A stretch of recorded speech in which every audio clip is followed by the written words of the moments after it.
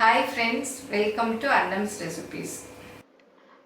இன்னைக்கு எள்ளு பூரண கொழுக்கட்டை எப்படி செய்யலான்னு பார்ப்போம். பிள்ளையார் சதுர்த்தி இன்னும் 2-3 நாளில் வரப்போகுது. நம்ம பொதுவாகவே எப்போவும் தேங்காய் பூரணம் வச்சு கொழுக்கட்டை செய்வோம்.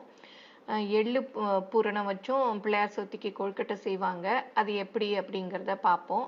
இதுக்கு தேவையான பொருள் என்னென்னு பார்த்துக்கலாம். 1/4 கப்பு வெல்லம், 1/4 கப்பு எள்ளு, ஒரு 2லேருந்து 3 டேபிள் ஸ்பூன், அதாவது 1/4 கப் அளவு தேங்காய், கொஞ்சம் ஏலக்காய் பொடி. இது வந்து பூரணத்துக்கு. மேல் மாவுக்கு 1 கப்பு பச்சரிசி மாவு, நம்ம கொழுக்கட்டைக்கு வறுத்து அரைச்சி வச்சுருப்போம் இல்லையா அது.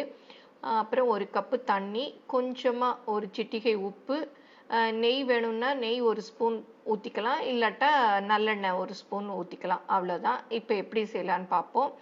இந்த எள்ளு இருக்கு இல்லையா, அதை வந்து அப்படியே தண்ணியில் அலசிட்டு, கல்லுலாம் கூட சில சமயம் இருக்கும், அரிக்க தெரிஞ்சால் அரித்து அதை க்ளீன் பண்ணி ஒரு துணியில் அப்படியே காய வச்சிடணும். ரொம்ப ஊரெல்லாம் போடாதீங்க, லைட்டாக கழுவிட்டு காய வச்சிடணும். அதை வந்து வெறும் வானலியில் ட்ரை ரோஸ்ட் பண்ணிவிட்டு எடுத்து வச்சுட்டு ஒரு பேனில் வெல்லம், எள்ளு, தேங்காய், ஏலக்காய் பொடி 4யும் ஒன்றா போட்டு பூரணம் கிளறணும். அடுப்பை குறைச்சி வச்சு நல்லா கிளறிக்கணும்.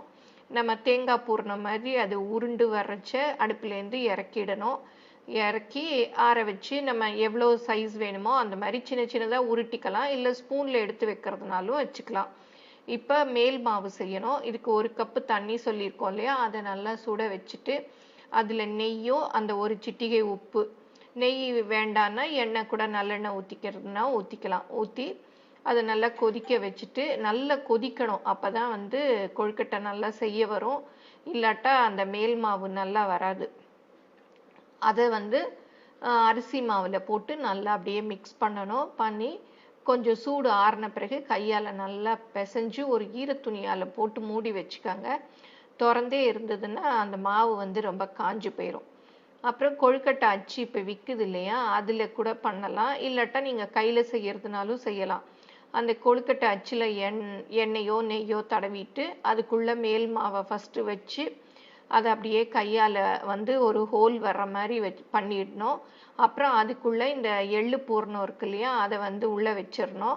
அப்புறம் திருப்பியும் மேல் மாவை வச்சு அதை வந்து அப்படியே க்ளோஸ் பண்ணி மூடிடணும். மூடிட்டு அப்படியே ஓப்பன் பண்ணிங்கன்னா அந்த அச்சில் அழகாக கொழுக்கட்டை வரும்.